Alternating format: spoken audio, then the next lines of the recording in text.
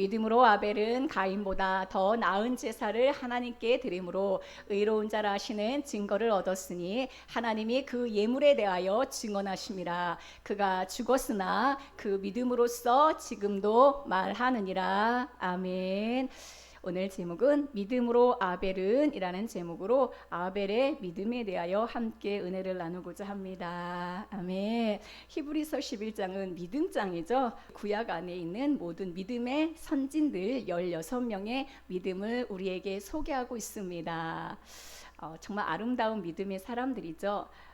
이런 믿음의 사람들, 믿음의 선진들이 있다라는 것이 얼마나 감사하고 또 성경을 읽을 때마다 참 너무 아름답고 또 귀하고 또 이러한 믿음의 그 한 형제 자매들의 이야기가 너무너무 우리를 기쁘게 합니다. 우리도 믿음의 사람들이잖아요. 근데 이 믿음의 사람들을 보면은 우리 통하는 게 있잖아요. 예수 그리스도를 믿는 그 믿음, 그리스도를 향한 믿음, 그 믿음 안에서 변함없이 시련과 환난을 이겨내고 마침내는 믿음이 승리하는 것을 보여준 사람들이잖아요. 믿음은 계속해서 자라나야 되고 믿음은 성장해야 되고 믿음은 전진해야 됩니다. 그래서 사실 히브리서는 건너이란 뜻이잖아요. 그래서 히브리는 매 장마다 더 나은 믿음의 진보, 건너을 우리에게 말씀해주고 있습니다. 여러분들은 믿음이 성장하길 원합니까? 당연히 믿음이 성장하길 원하고 믿음이 커지길 원하죠. 이런 소원이 있어야 돼요. 현실로 살지 말고 진짜 믿음으로 살아야 됩니다. 내 삶의 현실을 보고 사는 사람은 믿음의 사람이 아닙니다. 아멘. 우리는 정말 믿음을 가지고 세상 사람들과 다른 가치관과 다른 삶의 기준으로 살아야 될 것입니다. 성경에 보면은 이렇게 특별히 이제 복음서를 읽다 보면은 어이없는 장면들이 좀 있어요. 제가 봐도 어째 이렇게 믿음이 없을까라는 장면들이 이제 있는데 마가복음 4장에 보면요. 예수님과 제자들이 한 배를 타고 이제 바다를 항해합니다. 예수님과 제자들이 한 배에 타고 있어요. 근데 풍랑과 파도를 만납니다. 그래서 이 파도 때문에 물이 배에 가득하게 돼서 위태롭게 됩니다. 배가 흔들립니다. 그때 제자들이 소리치죠. 두려워 떱니다. 여러분 이 장면을 볼 때 어떤 생각이 듭니까? 지금 이 배에 누가 타고 계십니까? 예수님이 타고 계시거든요. 예수님이 타고 계신 배에 바람이 불고 파도가 일고 물이 들어와서 배가 흔들린다 할지라도 이 배에 지금 예수님이 함께 타고 계시기 때문에 우리는 두려워하지 않을 수 있어야 됩니다. 근데 지금 굉장히 어이가 없는 거예요. 제자들이 예수님을 다급하게 깨웁니다. 큰일 났고 마치 지금 죽을 일이라도 생긴 것처럼 그렇게 두려움에 떱니다. 이게 지금 우리의 사실은 모습일 때가 있어요. 예수 그리스도가 내 인생에 오셨고 나와 함께 하시고 내 안에 내주하고 계시고 동행이 아니에요. 내 안에 내주하고 계십니다. 이 믿음을 진짜 갖고 있어야 됩니다. 우리는 동행하는 정도가 아니에요. 내 안에 늘 내주하고 계십니다. 내 인생의 배에 예수님이 타고 계세요. 근데 믿음이 없어서 제자들은 두려워 떨죠. 자, 그래서 예수님이 뭐라고 말씀하십니까? 예수님이 바다더러 뭐라고 하십니까? 잠잠하라 고요하라 말씀하시니 바람이 그치고 아주 잔잔해지더라 라고 말씀하고 있습니다.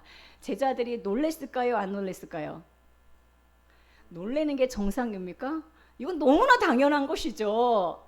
만물을 지으신 만물의 통치자가 바람과 파도를 꾸짖으시고 잠잠케 하시는 것은 너무나 당연합니다. 그런데 진짜 어이없죠. 제자들이 놀랍니다.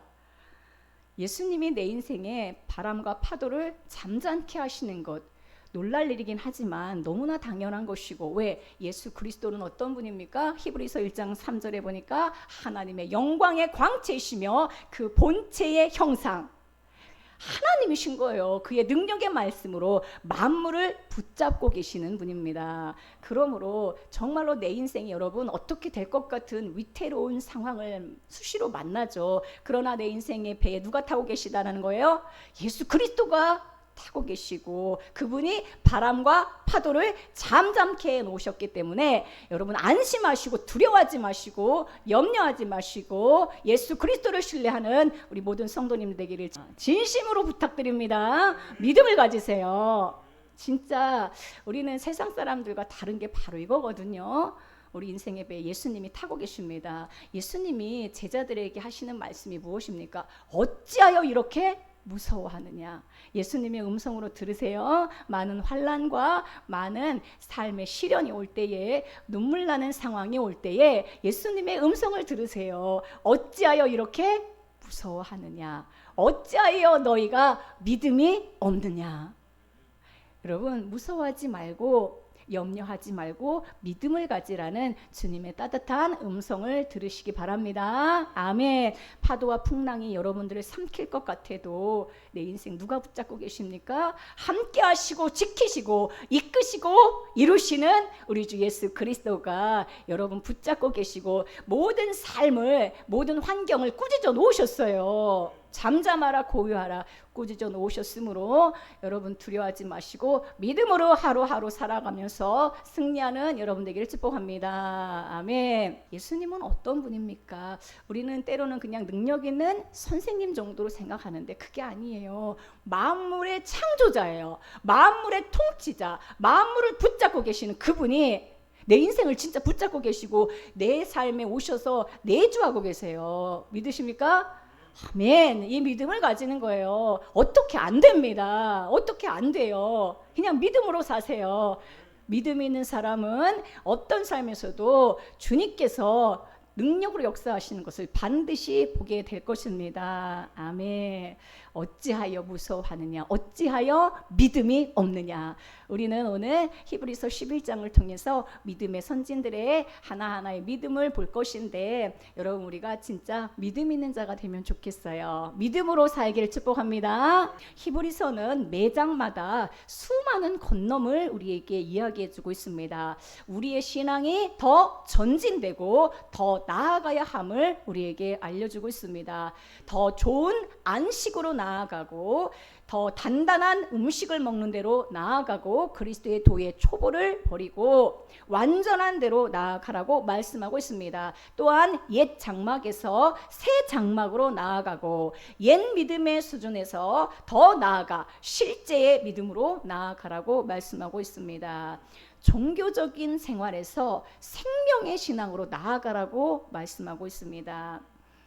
이제 우리는 히브리서 11장을 통하여 더 진보된 믿음, 더 전진된 믿음, 옛 믿음의 수준이 아니라 내가 옛날에 은혜 받고 내가 옛날에 가졌던 그 믿음이 아니라 이제 실제의 믿음, 더 진보된 믿음, 더 실제적인 믿음으로 나아가라고 우리에게 말씀해 주고 있습니다.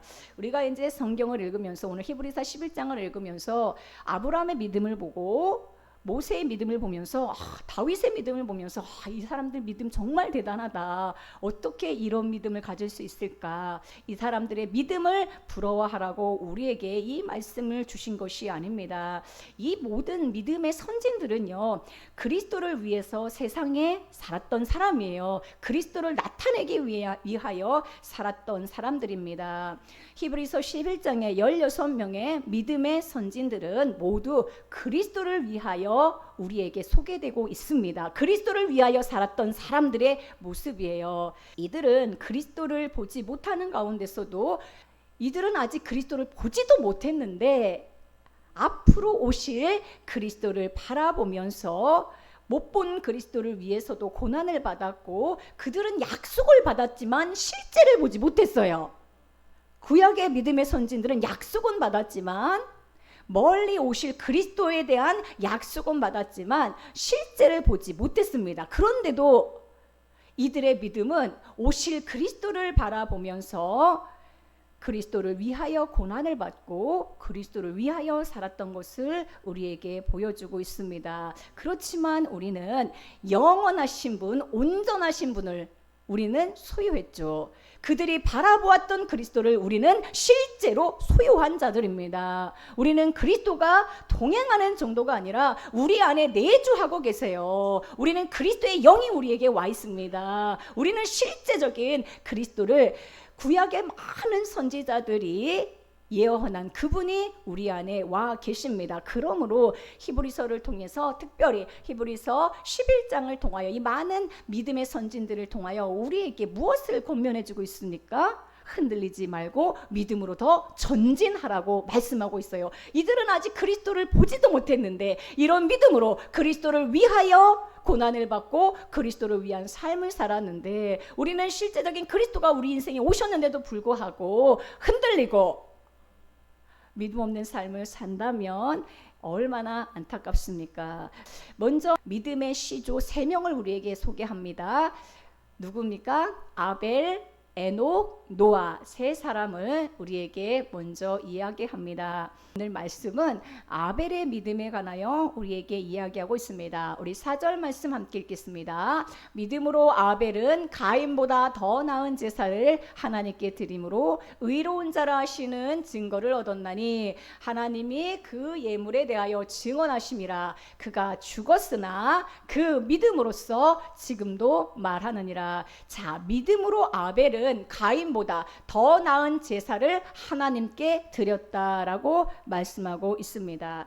우리가 이제 가인의 제사와 아벨의 제사에 대하여 함께 먼저 우리가 창세기 4장을 통하여 가인이 드린 제사, 아벨이 드린 제사는 어떻게 다르고 어떤 제사를 각각 드렸는지 우리는 볼 필요가 있습니다.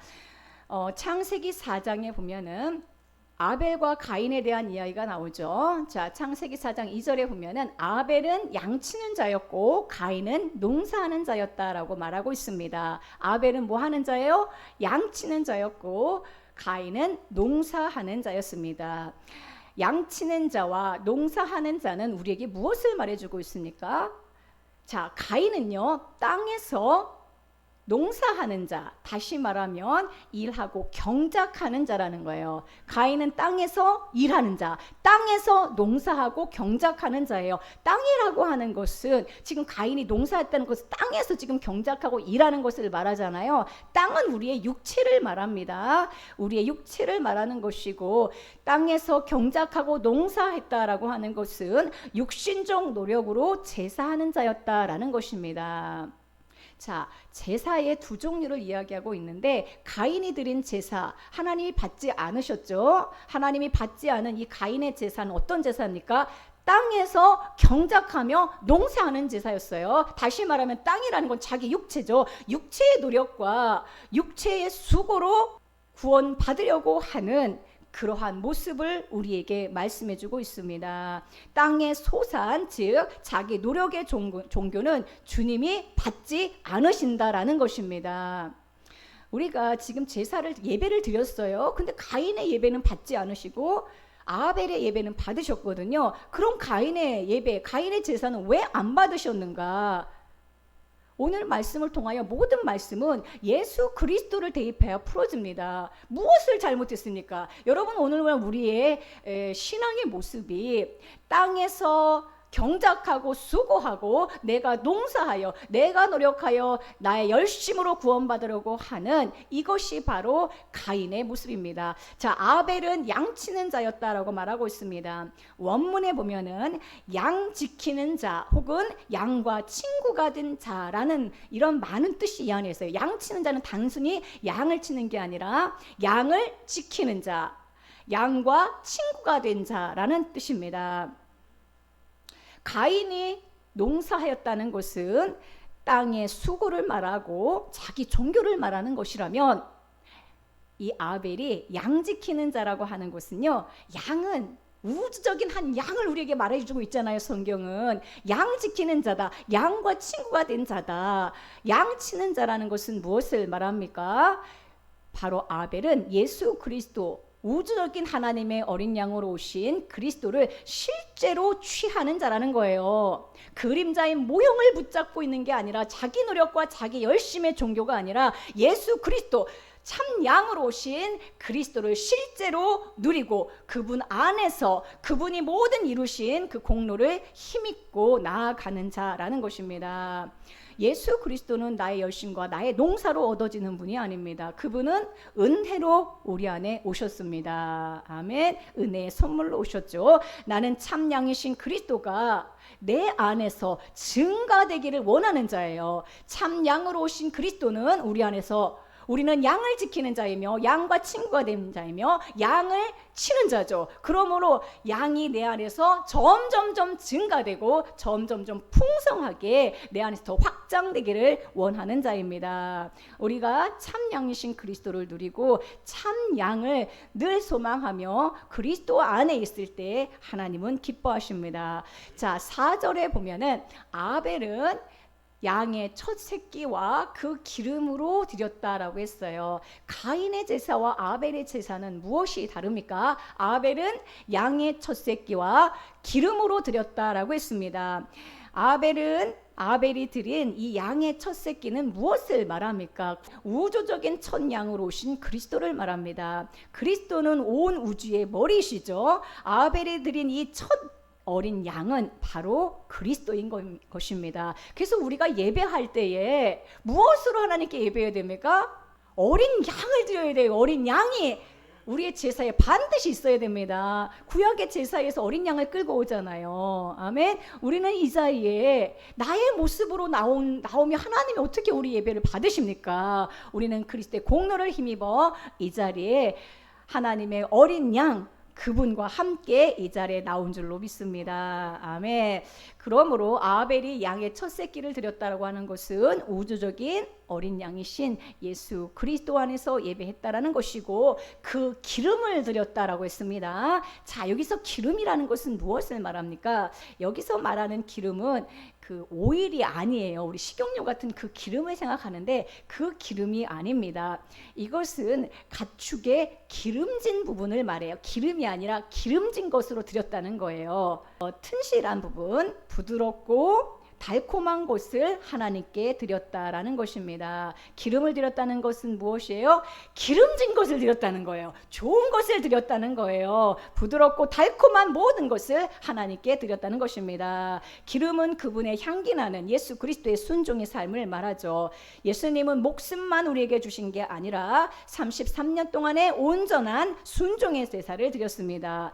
자, 창세기 4장에서 가인의 제사와 아벨의 제사를 통해서 하나님께서 지금 하나의 원칙을 세워놓고 계십니다. 가인의 제사는 받지 않으시고 아벨의 제사는 하나님이 받으십니다. 가인의 제사를 받지 않았다는 것은요, 이렇게 하지 말라는 거예요.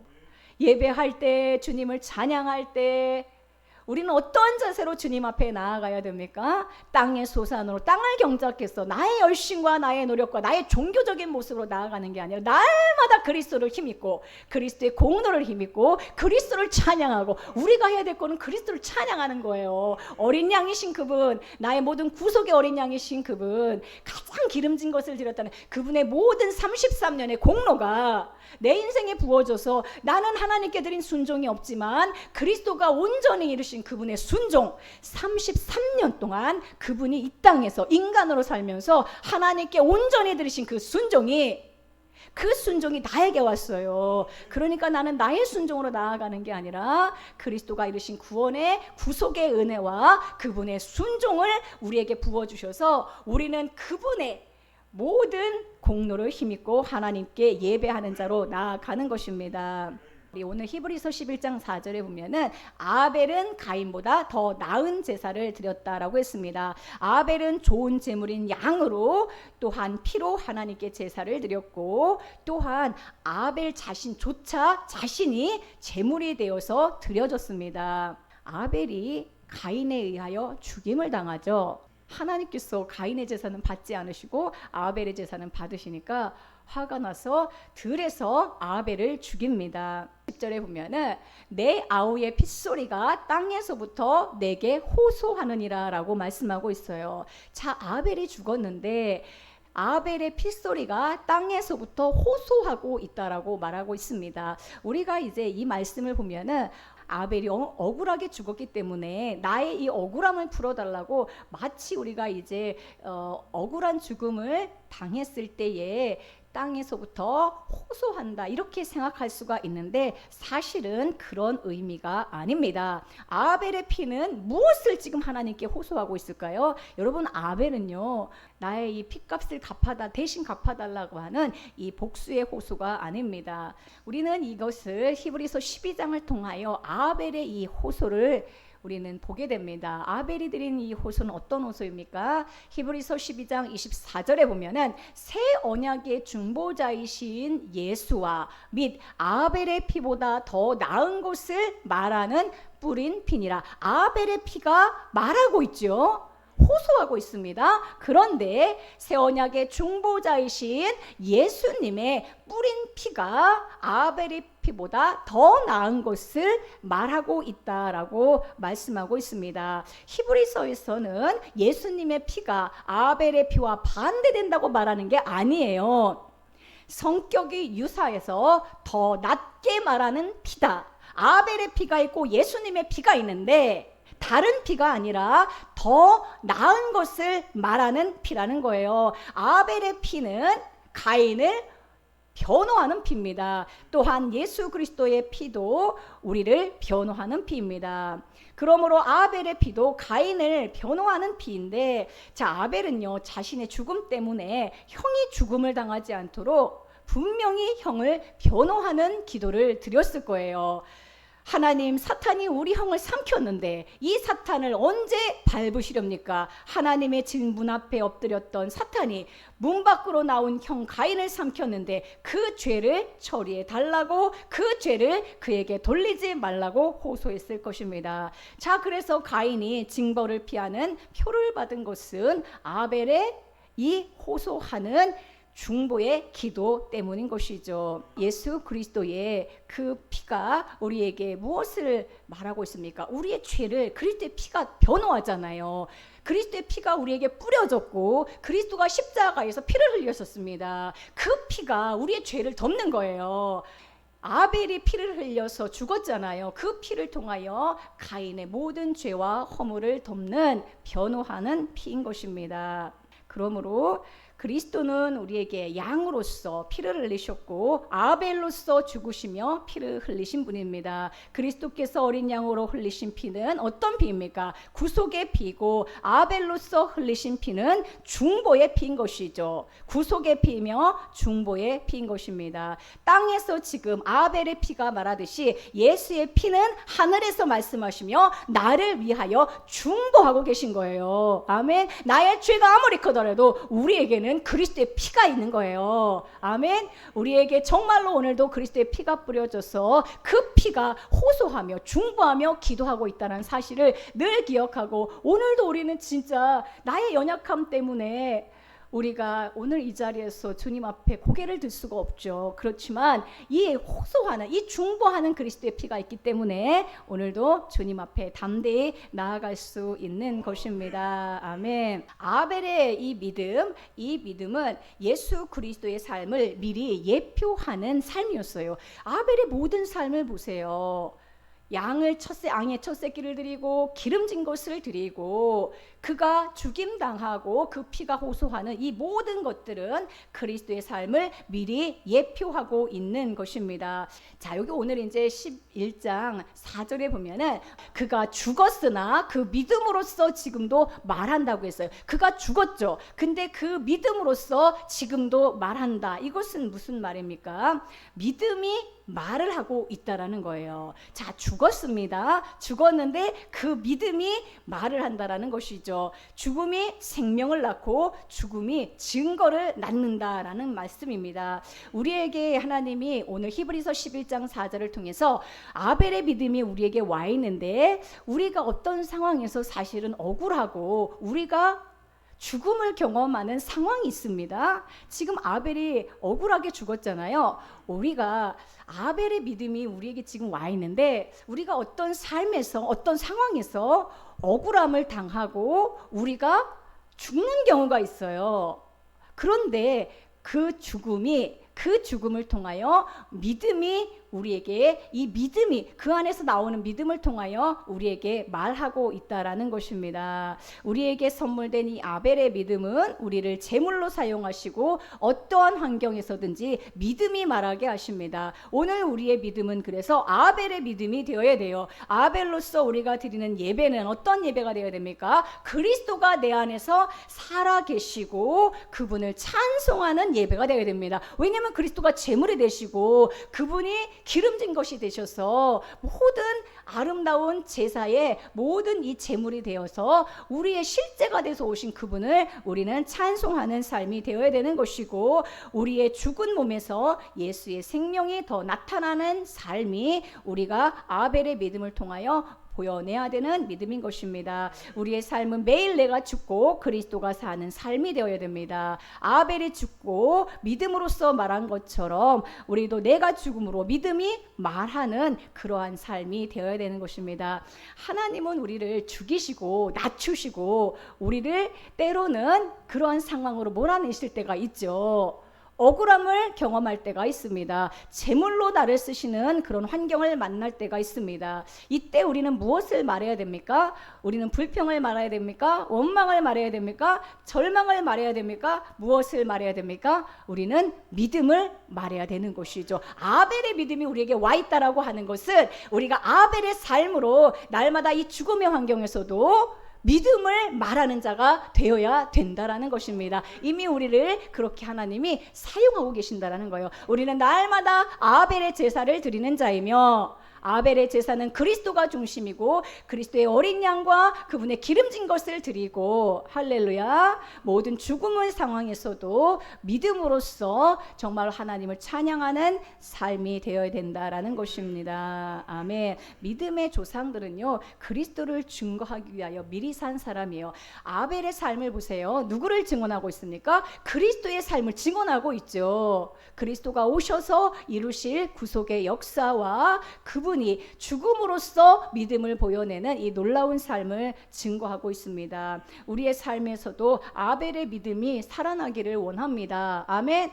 여러분, 우리는 그리스도가 우리 안에 와 계시죠. 아벨의 그리스도가 와 계십니다. 제물로서 우리는 드려지는 아벨의 믿음이 와 있습니다. 우리가 억울한 상황, 답답한 상황에서도 내가 사는 게 아니라 나를 주님께 드림으로 내가 죽어짐을 통하여 믿음이 살아나게 하고 믿음이 보여지고 믿음이 말하게 하는 삶으로 우리를 이끄신다라는 것입니다. 여러분은 어느 상황에서 여러분들이 죽어야 됩니까?